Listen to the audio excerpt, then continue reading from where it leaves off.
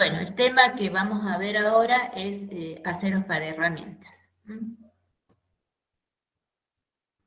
Entonces, bueno, acá tienen algunas piezas donde este acero se utiliza.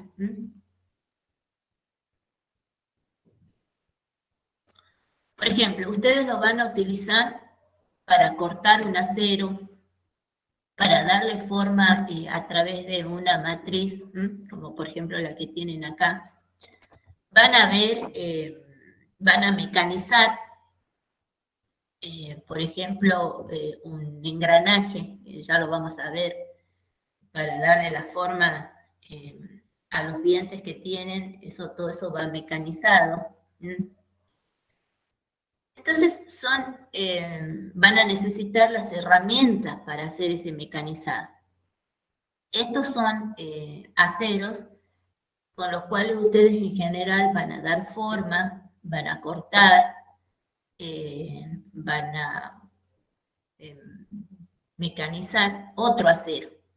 Entonces, lo que tienen que hacer son aceros bastante resistentes, porque tienen una misión muy sufrida, porque pueden, si están cortando un material, por ejemplo, pueden tomar alta temperatura, porque se produce mucha fricción.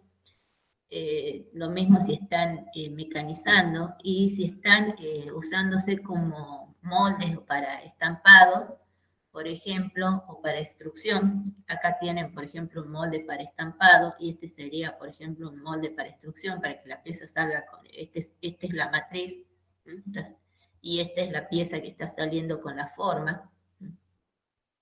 Acá tienen, están dando forma dibujando una figura en el material. Y estos, por ejemplo, son los buriles de un torno, que es la pieza con la que el torno trabaja cortando o dando forma a las piezas que se desean obtener. Entonces son piezas bastante sufridas en su trabajo. Por lo tanto, los aceros de las que están hechas son especiales, son aceros que tienen que ser muy resistentes, tienen que aguantar el desgaste, tienen que aguantar altas temperaturas. Entonces, por ejemplo, estos comparados con un estructural tienen mucha mayor exigencia en servicio. Entonces, acá tienen, por ejemplo, una puerta una pieza que se ha estampado, y bueno, las matrices son de este tipo. Bueno, vamos a ver para un video cortito, para que vean lo que es el estampado. Ahí están las estampas, van cortando.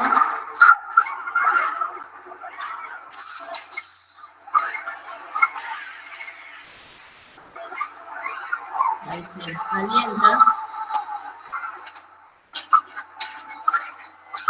Y se les da forma como un estampado.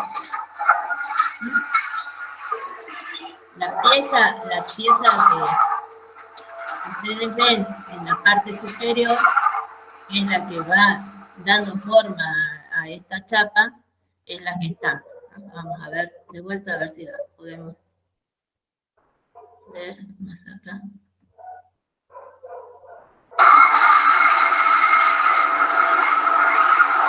Se hace en el corte.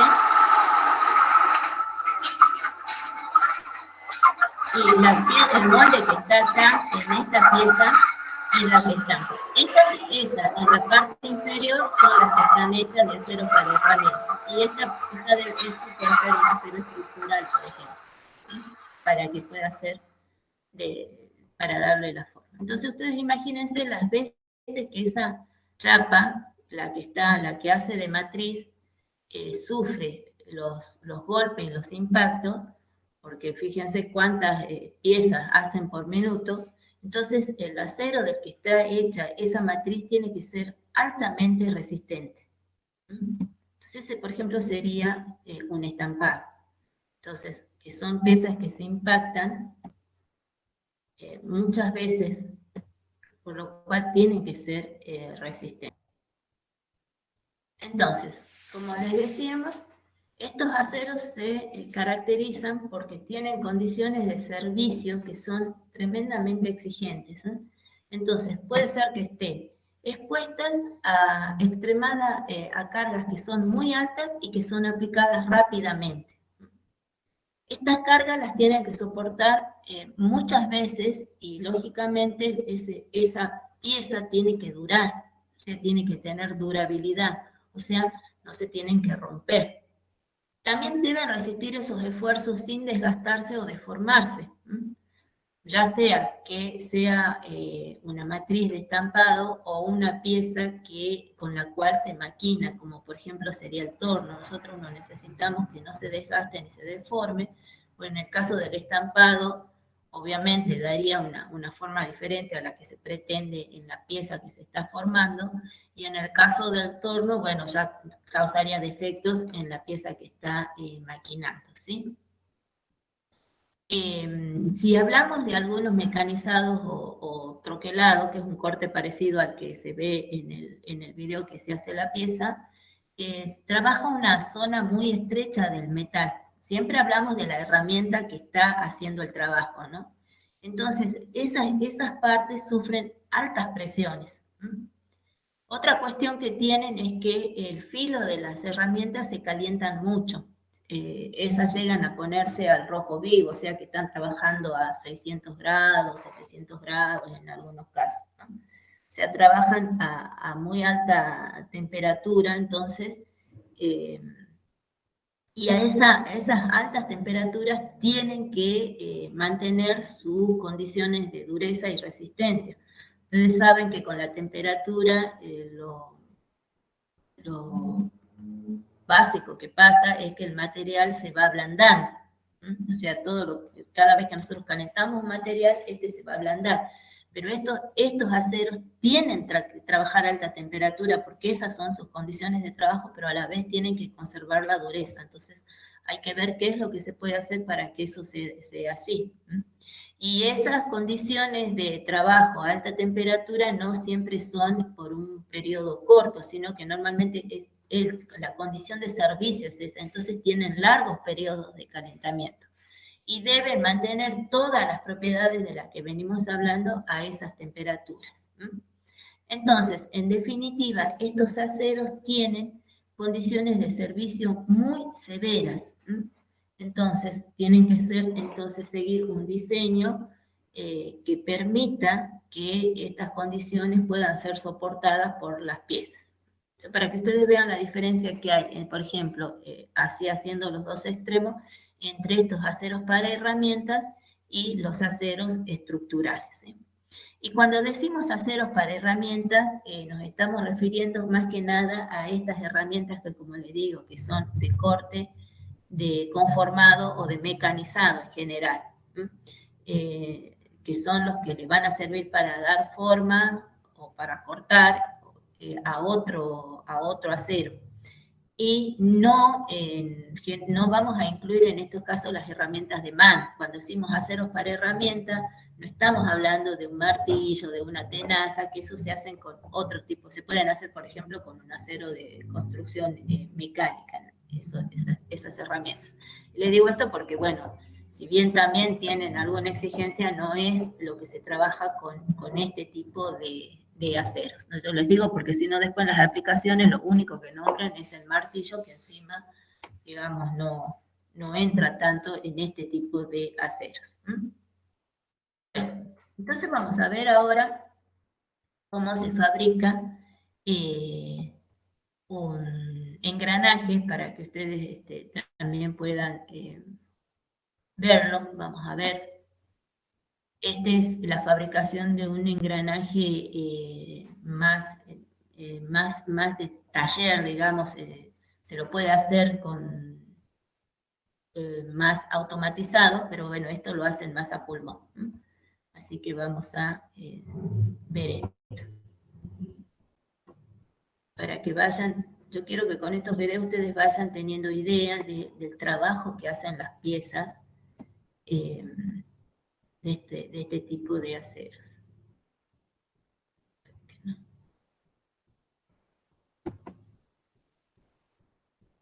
Ahí estamos.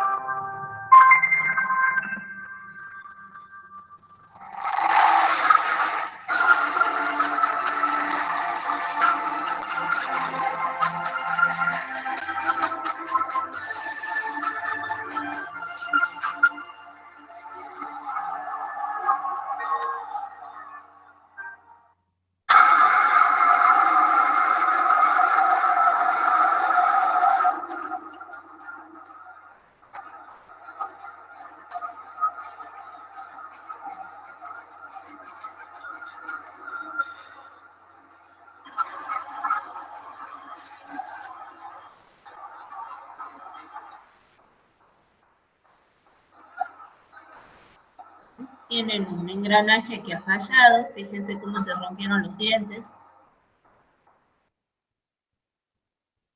Bueno, y esta parte, bueno, la hacen ahí ya con algunos programas, y es el diseño del engranaje.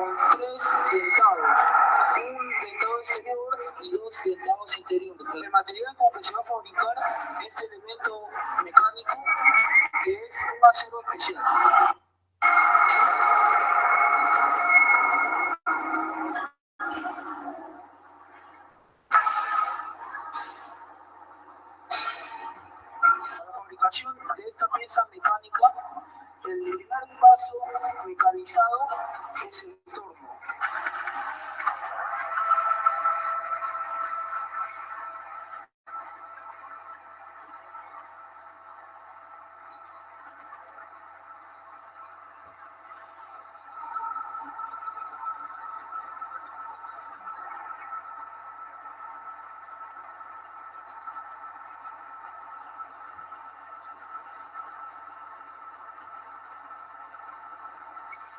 Bueno, acá fíjense que esta sería el acero para herramienta, ¿no? El que va dando,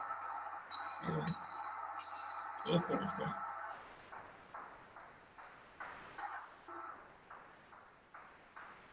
O sea, la pieza con la que le están dando forma, ¿no?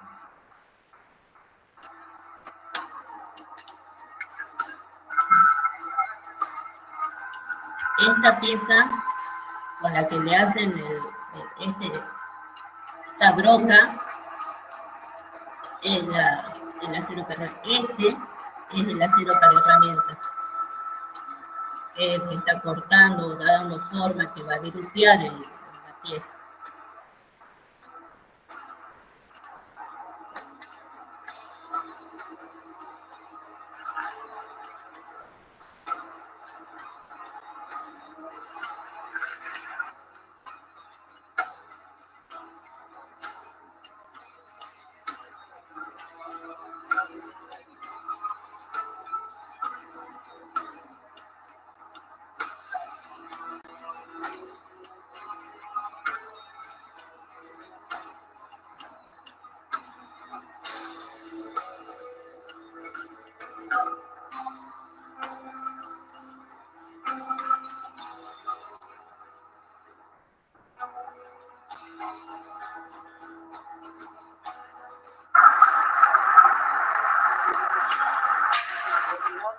Proceso de mecanizado, vemos la pieza mecánica ya torneada con su estriado ya terminado.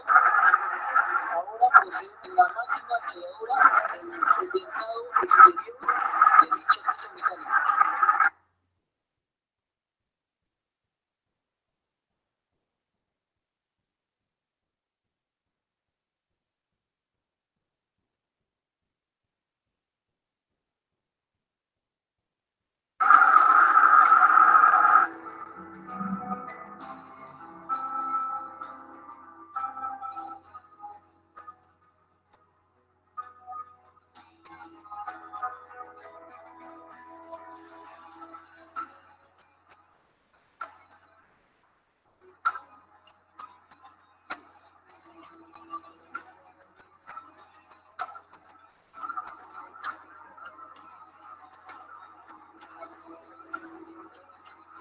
piezas se trabajan así, bien lubricadas para evitar que levanten temperatura.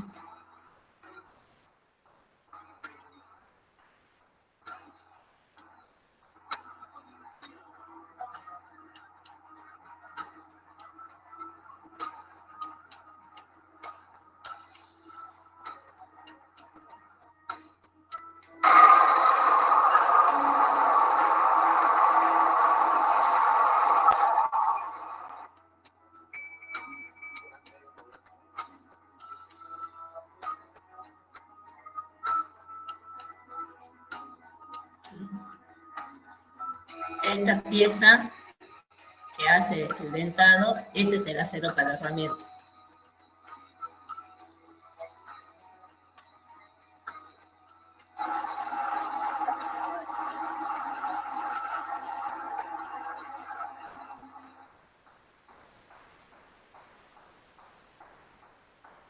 Son piezas que trabajan de forma repetitiva,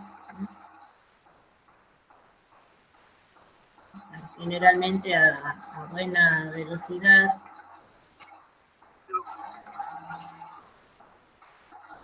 Entonces esta tiene que conservar su forma, porque si no, el engranaje no va a salir bien.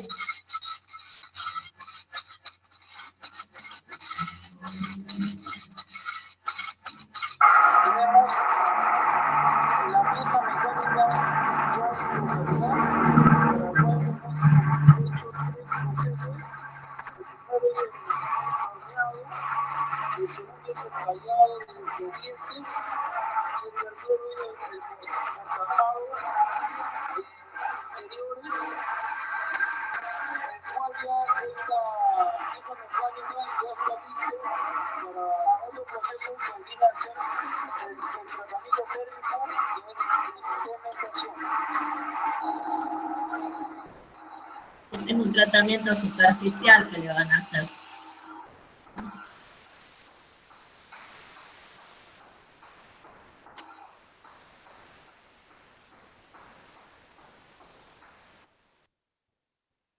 Bueno, ahí tienen más o menos para ver las características del material.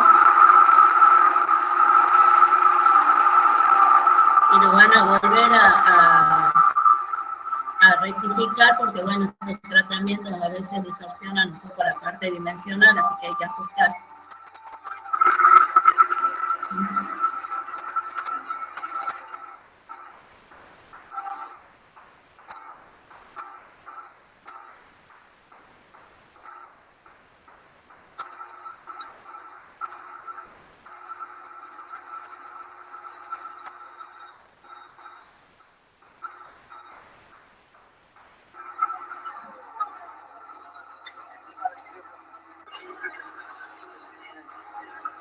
Culminamos el proceso mecanizado de esta pieza mecánica con el rectificado interior y el rectificado del espesor de la misma pieza que es posterior al tratamiento térmico.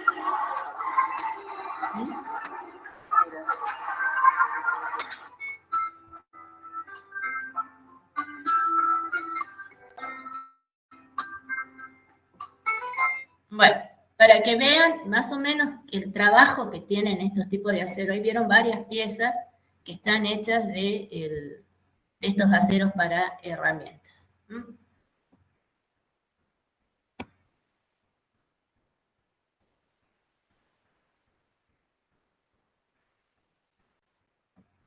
Bueno, entonces, acá vamos a ver una serie de figuras que no tienen mucho que ver con el acero, pero es a los fines de que ustedes se graben o conceptualicen a ver si con esto, porque ya que está visto que con lo clásico por ahí no les queda, se quedan. Estos aceros, recuérdense ustedes, es de los 4 grupos son los aceros más fuertes, son los aceros más resistentes, son los Halk de los grupos de acero, ¿sí?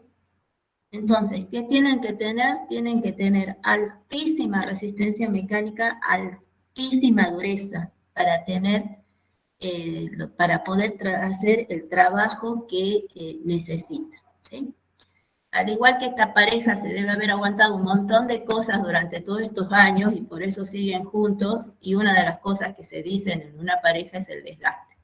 Entonces, estos van a tener que tener altísima resistencia al desgaste. Ustedes han visto que trabajan con mucha fricción, entonces tienen que ser aceros que aguanten ese tipo de exigencia y puedan ser altamente resistentes al desgaste.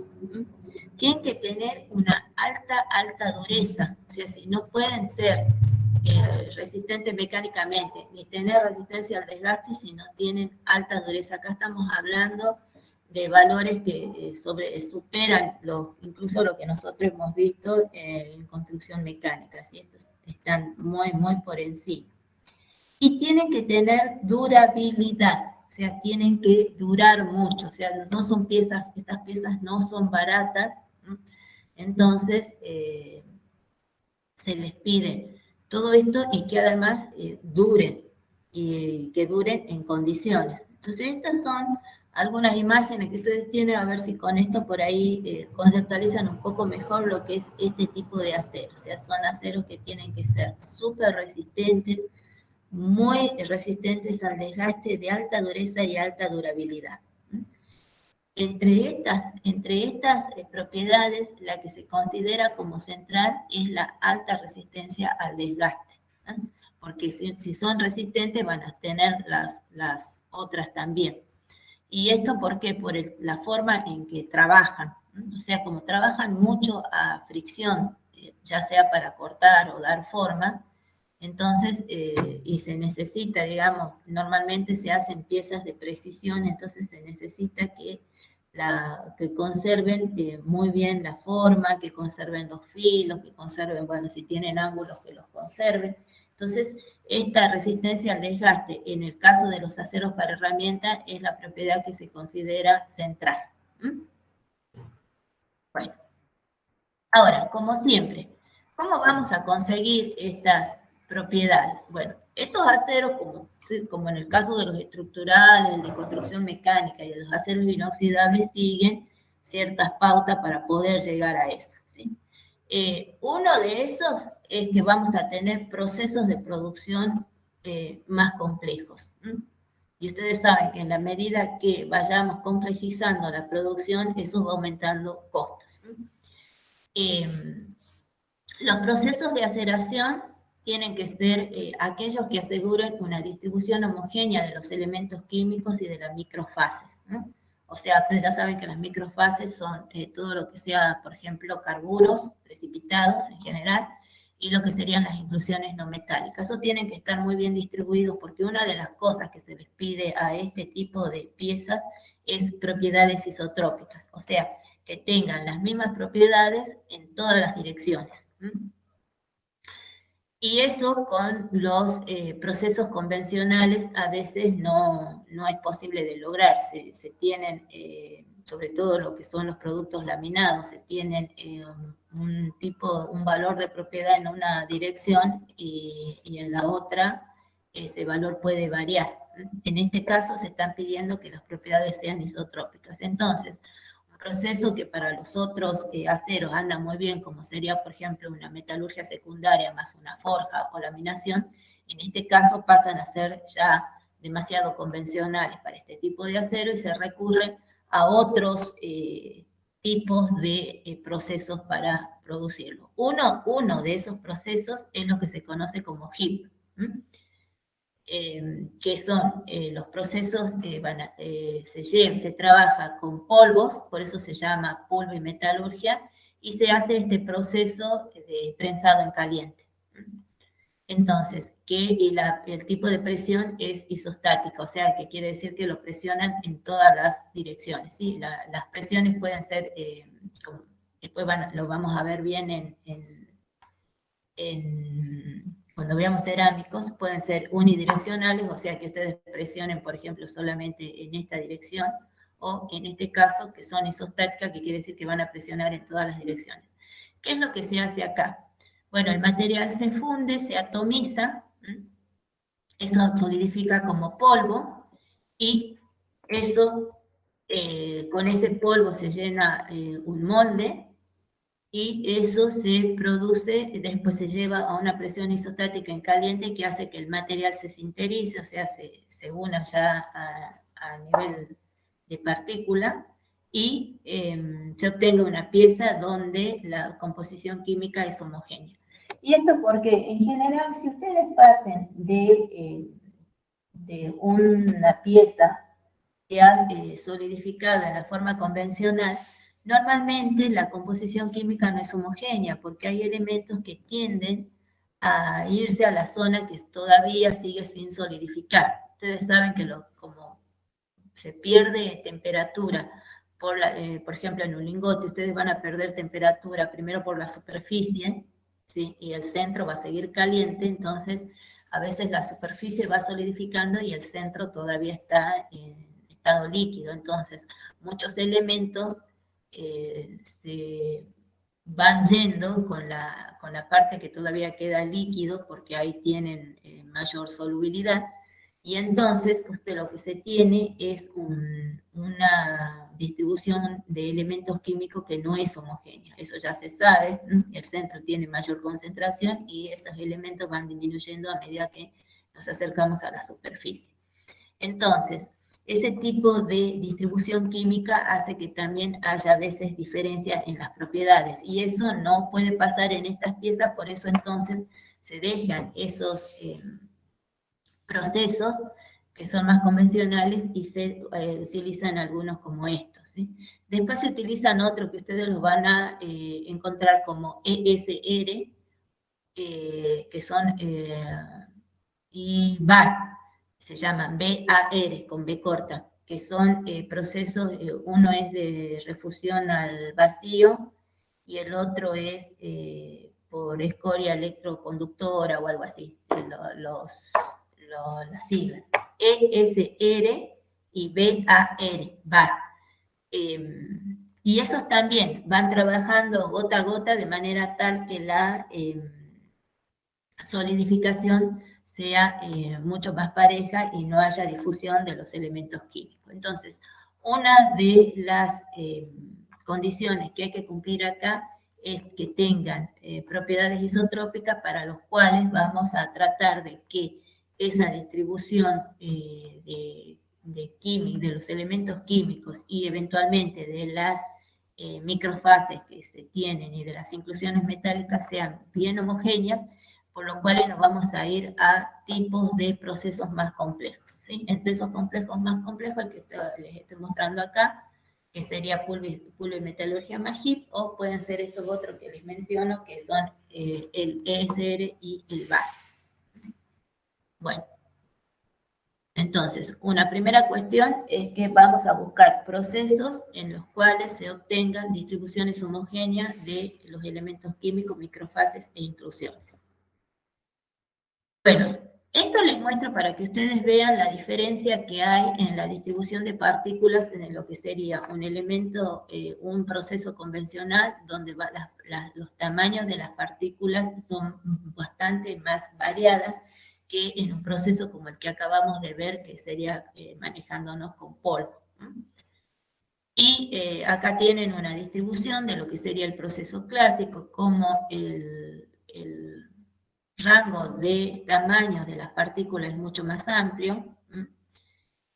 Y en cambio, cuando aplicamos uno de estos procesos donde vamos a trabajar, por ejemplo, en la parte con pulvimetalurgia, nosotros vamos a tener la mayor parte de las partículas en tamaños pequeños, ¿sí? Y una mínima distribución con otro tipo de tamaños, contrariamente a lo que pasa con este gráfico. Entonces ahí ustedes tienen ya una foto de microscopio electrónico, donde se pueden ver cómo es la diferencia entre la partícula de un proceso convencional a las partículas con las que se trabaja para estos aceros en los procesos estos que son un poco más de avanzada. Para que vayan viendo un poco las diferencias que hay entre uno y otro. Obviamente esto le da mayor homogeneidad, le da esta homogeneidad química que estamos necesitando, le va a dar otras propiedades que son necesarias para este tipo de acero. Otra cuestión con la que se trabaja en estos aceros son los tratamientos térmicos. Estos aceros también van templados sí o sí, porque tienen que lograr alta dureza. O sea que uno de los mecanismos de endurecimiento que se aplican es el de transformación de fase. Pero en este caso, el temple pasa a tener un poco más de pasos de lo que vimos para los aceros anteriores, y los pasos posteriores también son de más cuidado. En este caso, como normalmente son piezas que vienen maquinadas, como ustedes vieron que se hace el engranaje, bueno, ese maquinado puede introducir tensiones en el material, con lo que se hace es hacer en primer lugar un calentamiento para distensionar ese material. ¿Sí? Entonces se le va a dar un poco de temperatura, se le permite al material que se acomode, se deja que se enfríe lentamente en el mismo horno y recién lo vamos a llevar al temple. Entonces fíjese que acá nosotros ya estamos aumentando costos, ¿no? Porque necesitamos tener un horno a determinada temperatura, dejar que las piezas se enfríen. O sea, lo vamos a distensionar con mucho cuidado. Y vamos a templar. Esta es el esquema de temple. Acá lo que vamos a hacer es calentar también, para llevar, siempre tienen que pasar la temperatura de austenización estos aceros, pero en este caso ustedes fíjense de que lo que se hace es un calentamiento escalonado. Vamos a calentar hasta una primera temperatura, se deja que la pieza se acomode, se acostumbre a esa temperatura, que se homogeneice, que esté tranquila, y luego lo que se va a hacer es llevarla a una segunda fase de calentamiento, de precalentamiento, donde también vamos haciendo, digamos, se va haciendo que esa temperatura a la que tiene que llegar, a la temperatura de temple, lo haga en forma gradual. Y todo es para tener el máximo cuidado posible con esta pieza y llevarla a alta temperatura sin que se produzcan tensiones, ni distorsiones, ni nada de eso, para que pueda estar en condiciones. Una vez llegada a la temperatura de temple, esta se homogeneiza y después vamos a enfriar rápidamente. Estos aceros son de mucha aleación, por lo cual son aceros que tienen alta templabilidad.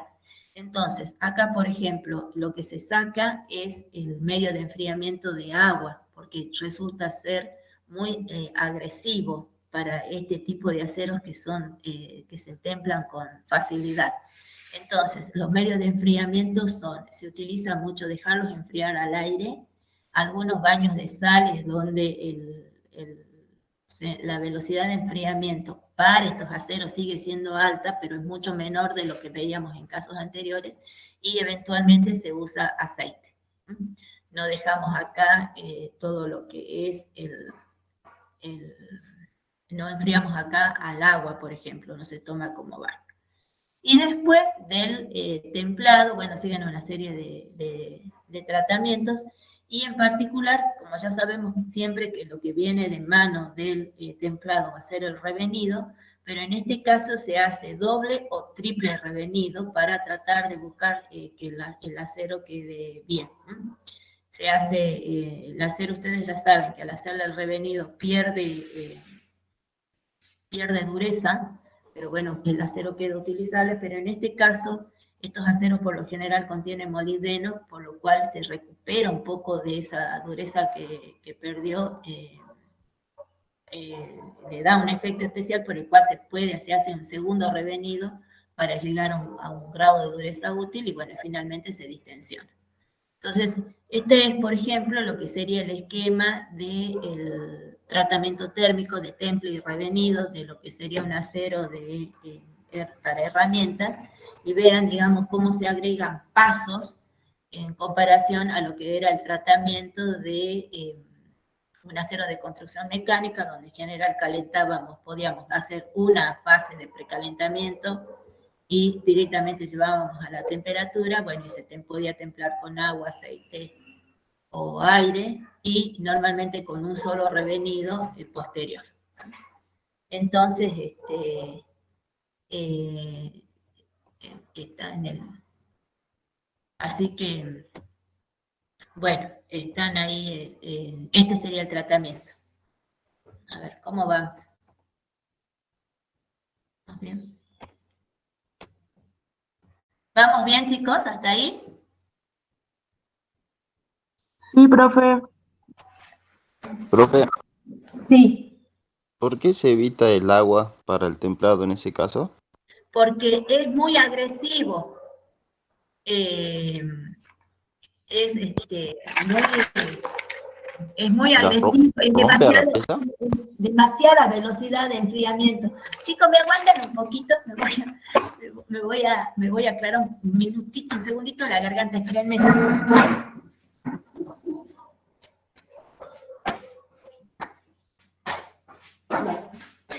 Ahora sí, seguimos. Disculpen.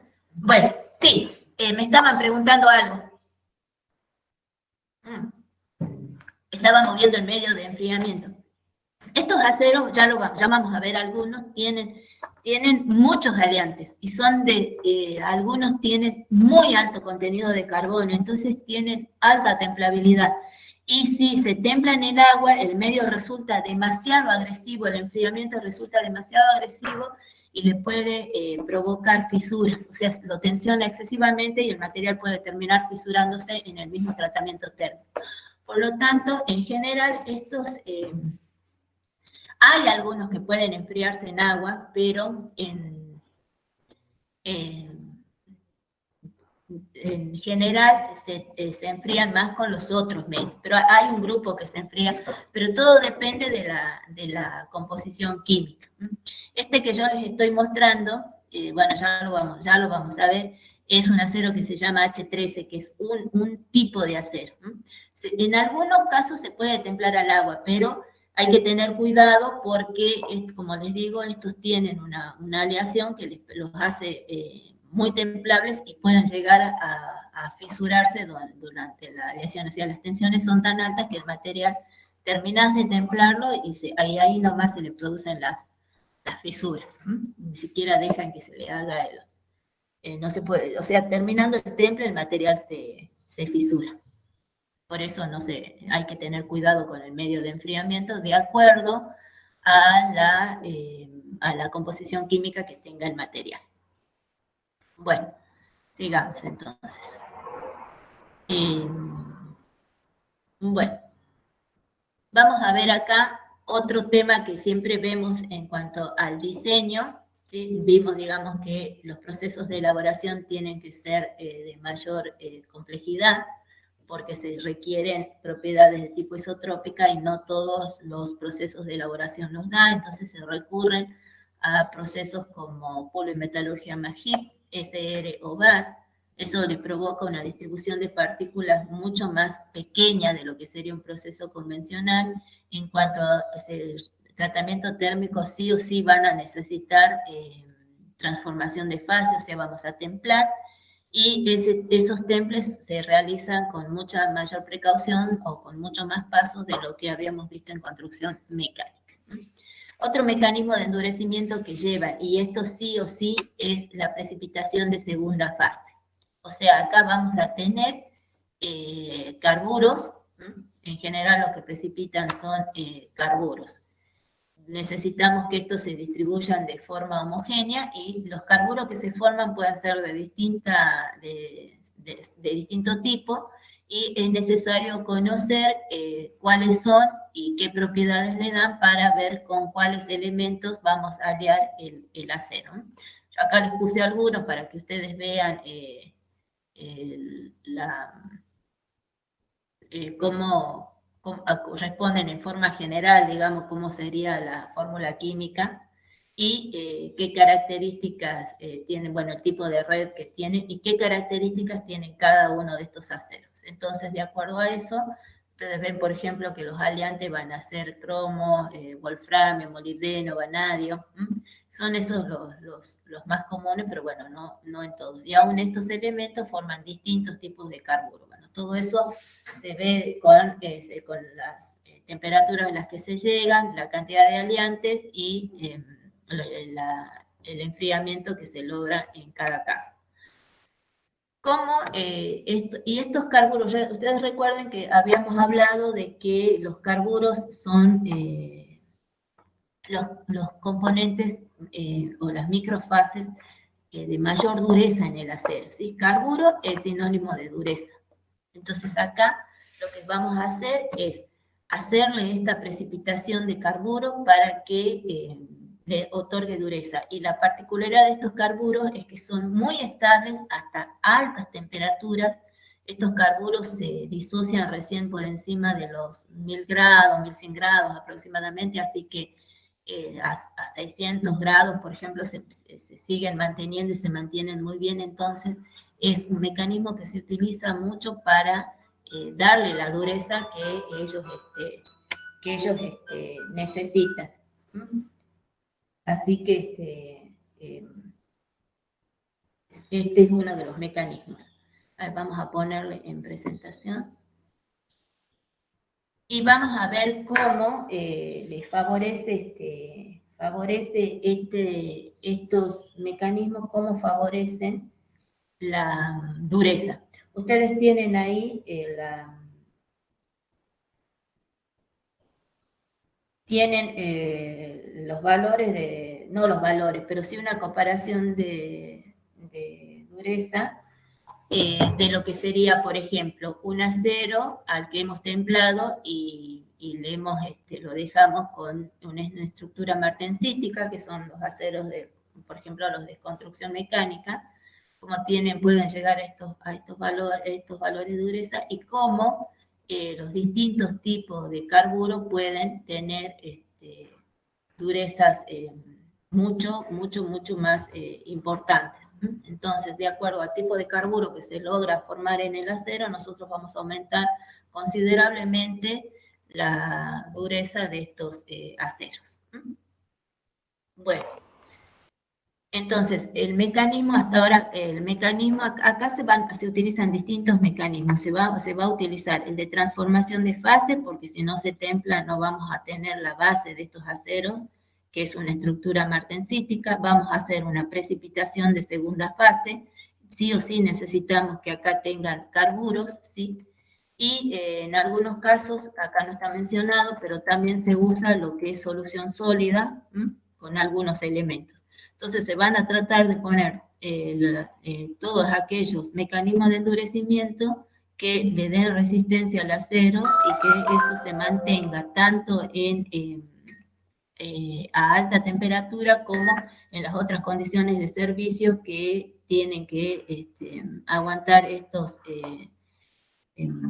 trabajos que son de alta frecuencia, por ejemplo, y que son de alto impacto. Entonces, esta es una de las formas, es ponerle estos carburos. Y también el mecanismo de solución sólida. Bueno, para ver Antes de pasar a la otra diapositiva, el anterior podría mostrarlo otra vez, por favor, porque estaba chiquitita hace rato. Ahí. A ver, Listo. Bueno, ahí están. Bueno, ahí tienen, ¿no? Estos son distintos, por ejemplo. Estos son las fórmulas estas estequiométricas. Y ustedes tienen, por ejemplo, con este tipo de aliante, ustedes pueden formar este carburo, ¿sí? Por ejemplo, fíjense que el que más alta resistencia le da son estos que son, bueno, MCS les dice, pero son forma el vanadio, entonces se puede poner eso. Entonces hay que ver con qué porcentaje se pueden poner este tipo de aliantes. Entonces, y bueno, estos tienen distintas estructuras cristalinas y van a tener distintas propiedades, pero en general se pueden formar todo esto. Y eso se maneja, ¿no? Se diseña, se ve cómo está, se ve la cantidad de aliantes, las temperaturas en las que se trabaja, la forma. Entonces se van logrando que se incorporen algunos de estos carburos, varios de estos, y bueno, y ahí ustedes van a tener las resistencias. Y entonces ahora veamos esta y van a ver cómo esos tipos de carburo van dando, son de mucha más alta dureza y van a poder mejorar considerablemente. O sea, eso es el temple y la precipitación de segunda fase son básicos en estos tipos de acero. ¿Sí? O sea, en realidad los carburos son los que lo van a mantener duro al acero a alta temperatura.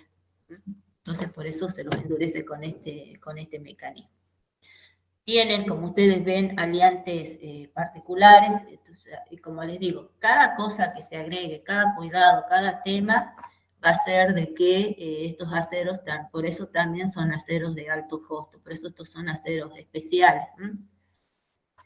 Y bueno, y se producen en mucha menor proporción de lo que se producen los estructurales en el mundo. También, digamos, la cantidad que se usa también es diferente, pero como se necesitan también otras tecnologías, eso se produce en mucha menor cantidad que un acero estructural.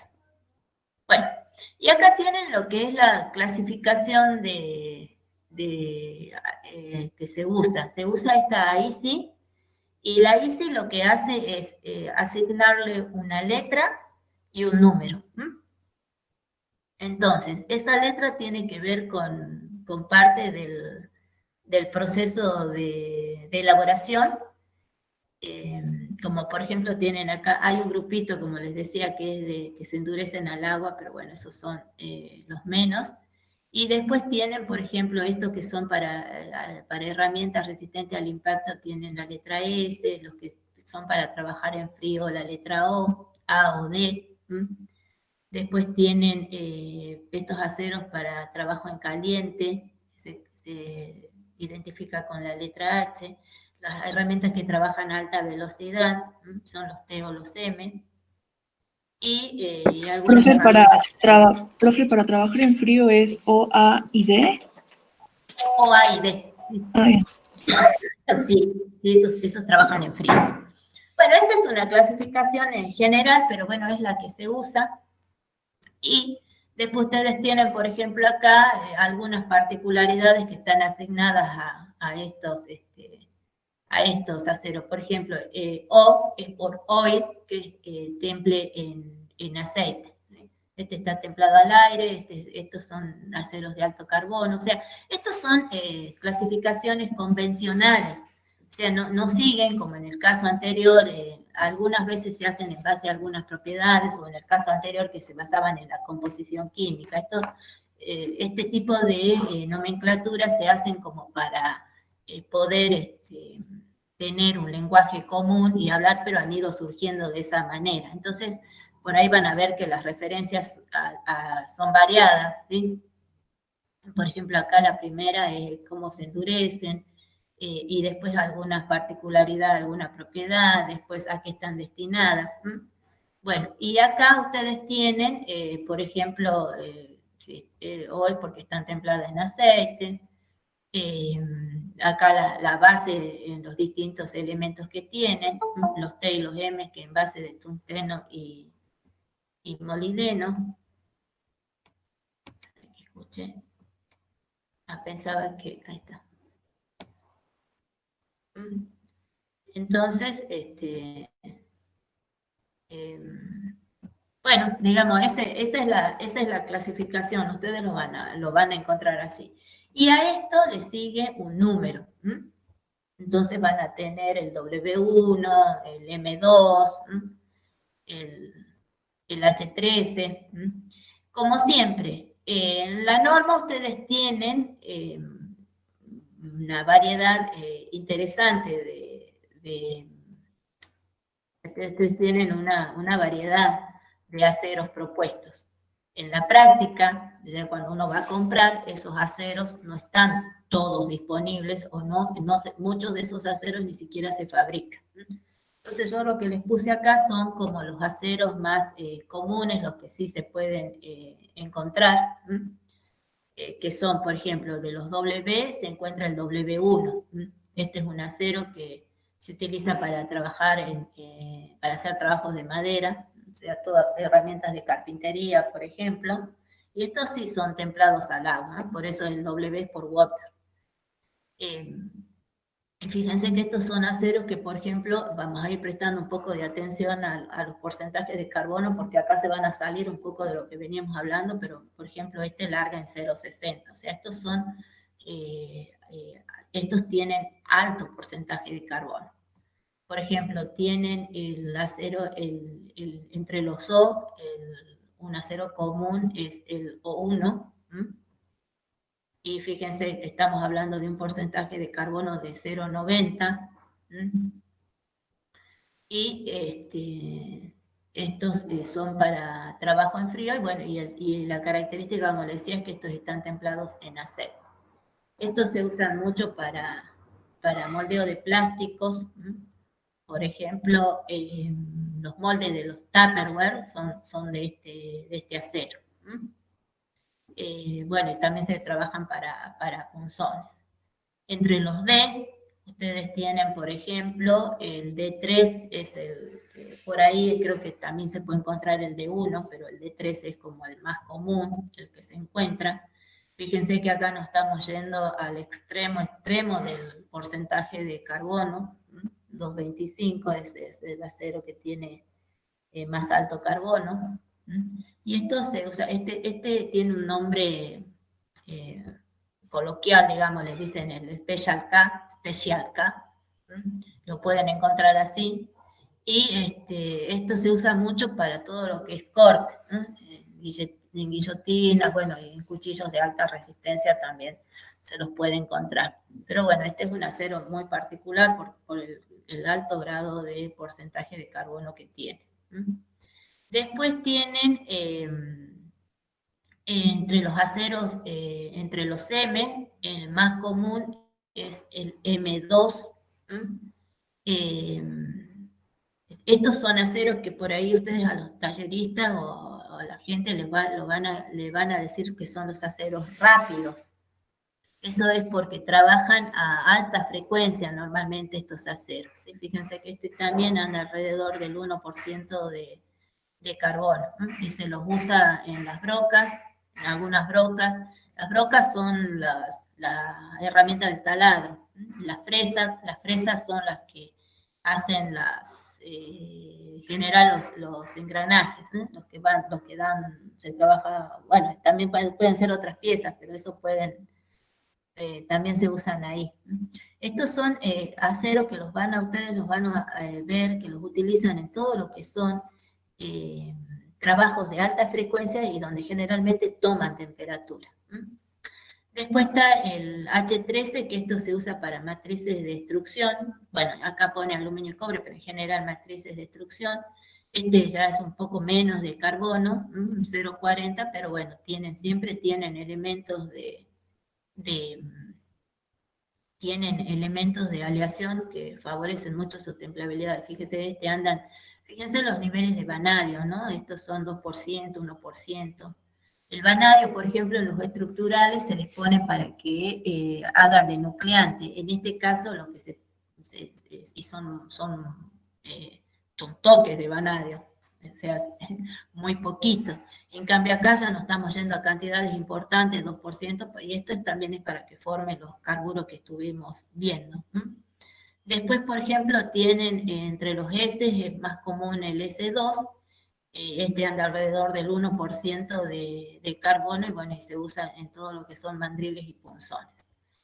Algunas de estas piezas se pueden hacer en acero de construcción mecánica, por ejemplo, un punzón se puede llegar a hacer con un acero de construcción mecánica, algunas cuchillas para corte, pero la durabilidad que tienen está muy, muy por debajo, o sea, son piezas que llegan a durar un cuarto o un tercio, no más de lo que duraría una pieza hecha de acero para herramientas. ¿No? O sea, así que a veces cuando hay mucha diferencia de precio y todo eso hay que ver qué aceros son, porque por ahí pueden hacer algo en construcción mecánica, pero como ven, estos aceros tienen una composición química bastante particular, unos contenidos de acero que son muy altos, y eso les da la particularidad esta de que pueden llegar a los niveles de resistencia que se necesitan según los distintos mecanismos de endurecimiento que se apliquen.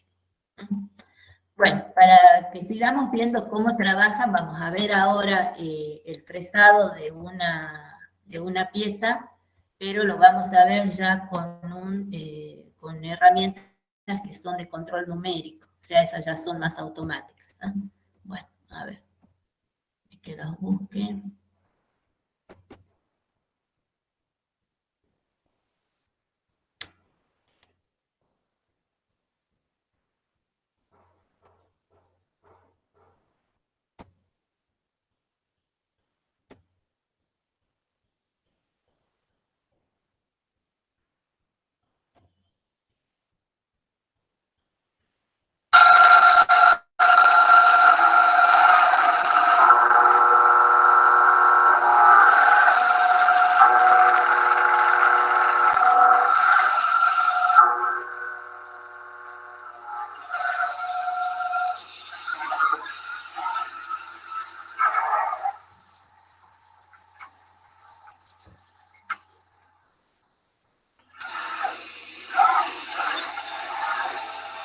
Ustedes lo van a ver que es un trabajo parecido al que hacían en el taller, pero en este caso lo hace toda la máquina. La de control numérico normalmente se le dan los parámetros a través de computadora y la máquina ya puede proceder, se la maneja obviamente un operario, pero procede en general con todo la parte de cortado y todo eso ya en forma automática.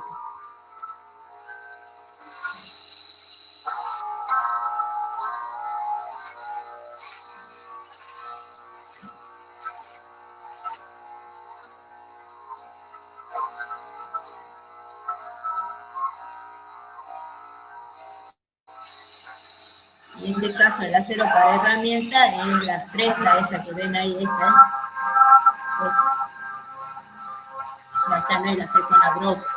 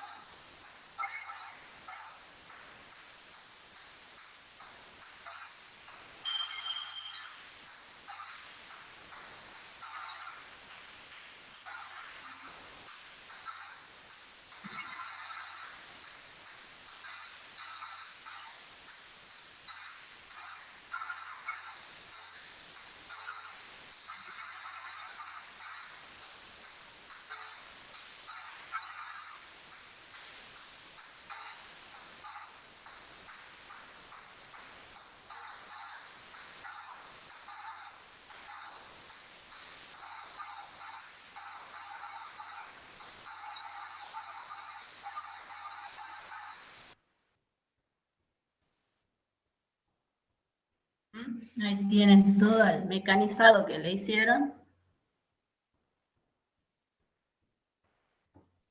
Y estas son las máquinas con las que se trabajan y bueno.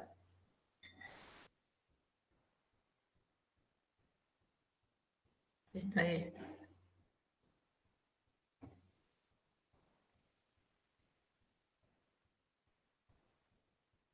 Bien. Bueno.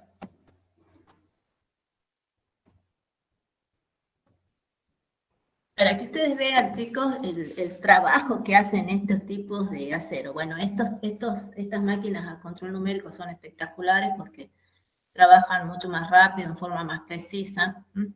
Yo hace años en un taller al que íbamos a ver, había un señor que hacía todos los cálculos, él tenía un manual y hacía todos los cálculos a pulmón con una calculadora y él calculaba los ángulos, todos los engranajes. Pasar de eso, digamos, a los que están, que en algunos lados incluso siguen trabajando así, pero pasar de eso a estas máquinas, bueno, eso es el sueño para muchos talleres, ¿no? La mayoría, por lo menos acá en Jujuy, esto hay re poco, trabajan más como vimos en el video anterior. Bueno, entonces vamos a ir cerrando lo que es el concepto de aceros para herramientas. Entonces, en definitiva, estos aceros, ¿sí? Bueno, el acero grado herramienta o el acero para herramienta son aquellos que se emplean para fabricar piezas, digamos, o otras herramientas de máquina, y son las que se usan para dar forma, para modificar el tamaño, las dimensiones de los materiales, ya sea por cortadura, presión o arranque de viruta, como ustedes vieron. Esta es una definición muy común, la pueden encontrar en distintas páginas, está en distintos libros, pero es bastante acertada con respecto a lo que es el acero para herramientas. Y como ejemplo, bueno, ustedes van a tener el buril del torno, el mandril de la fresadora, todo lo que son las brocas, las creadoras, los moldes para conformado, las cuchillas de corte. O sea, todo aquello con lo que ustedes van a precisamente a dar forma al material, pero lo van a hacer por corte, por presión o por arranque de viruta, como ustedes vieron. Entonces esa es la diferencia. Lo que ustedes pueden ver entonces es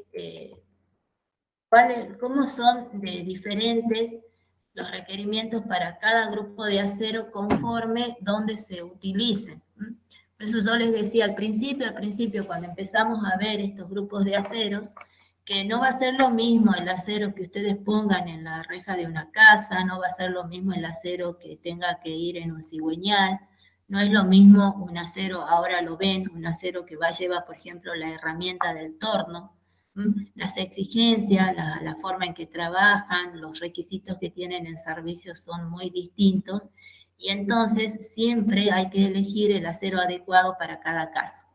En particular, en el caso de la industria, hay algunos grupos de acero que no hemos visto, vamos a ver si más adelante podemos ver por lo menos uno, porque en la industria se trabaja muchas veces a alta temperatura, con altos desgastes, entonces hay grupos especiales de aceros que también se usan para eso.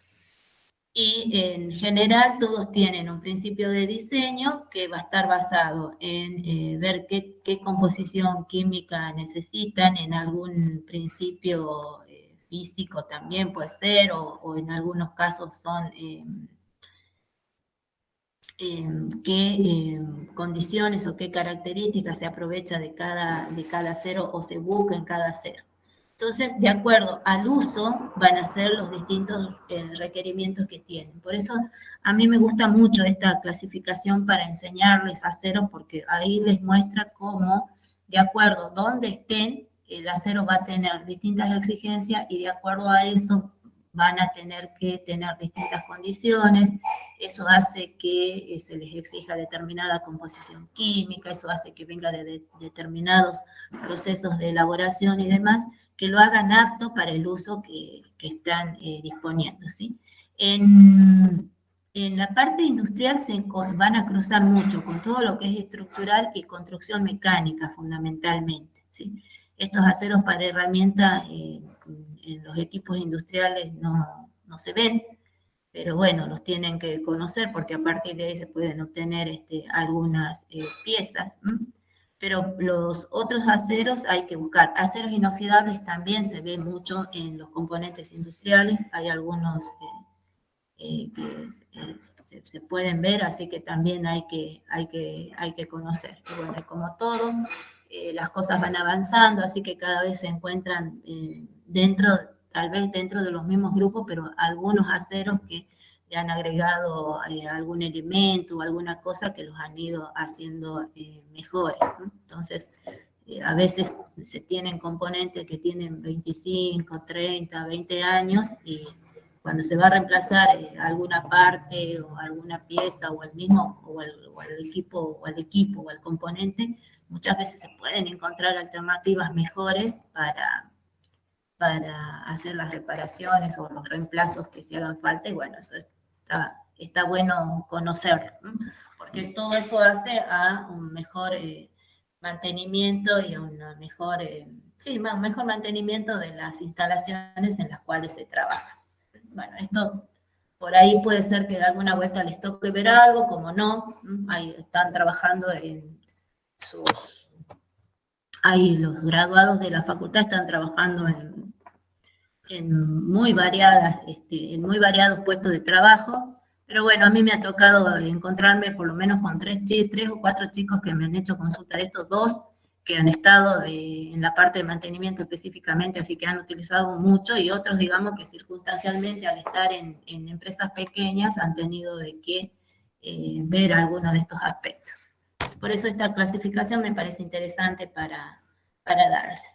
Les voy a mostrar por último un video donde ya ustedes tienen todo con control numérico, más que nada para que vean más o menos cómo se está trabajando ahora para esta parte de dar forma a través de mecanizados a las distintas piezas. Vamos a ver primero acá.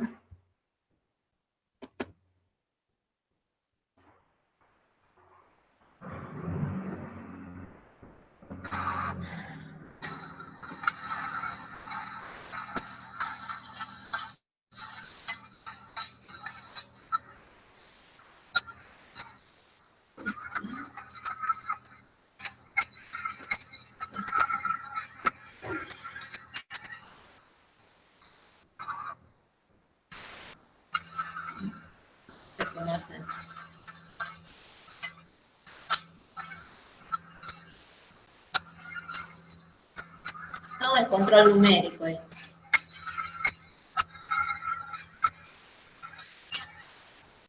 La rapidez con la que trabajan y van logrando las piezas.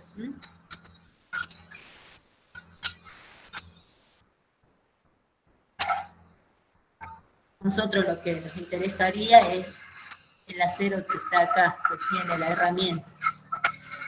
Pero bueno, para que vean también cómo se trabaja con estos nuevos equipos.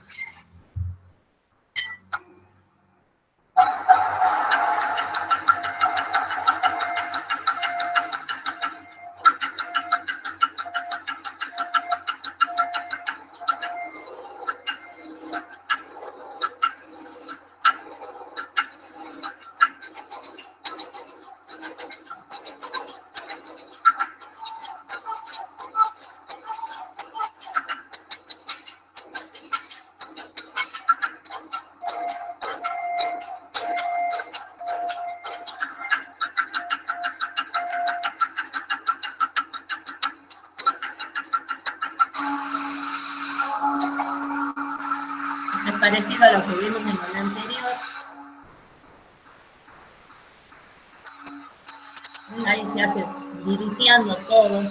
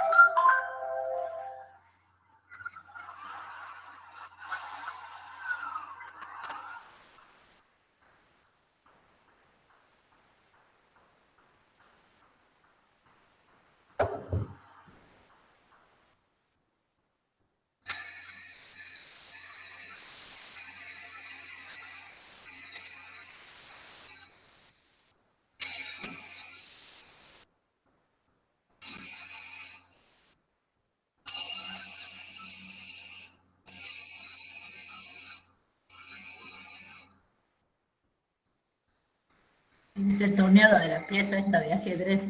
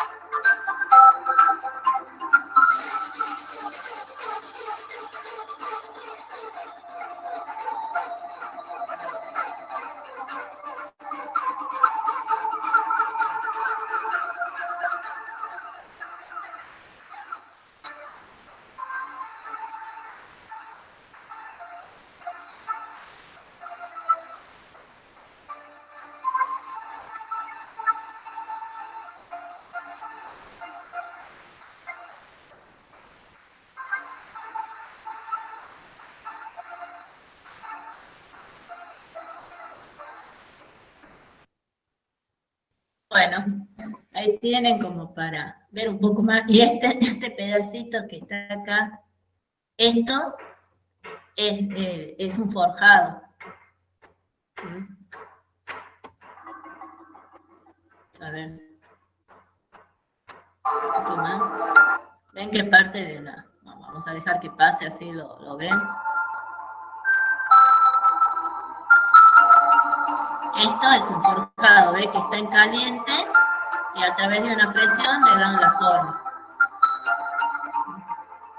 La pieza forjada.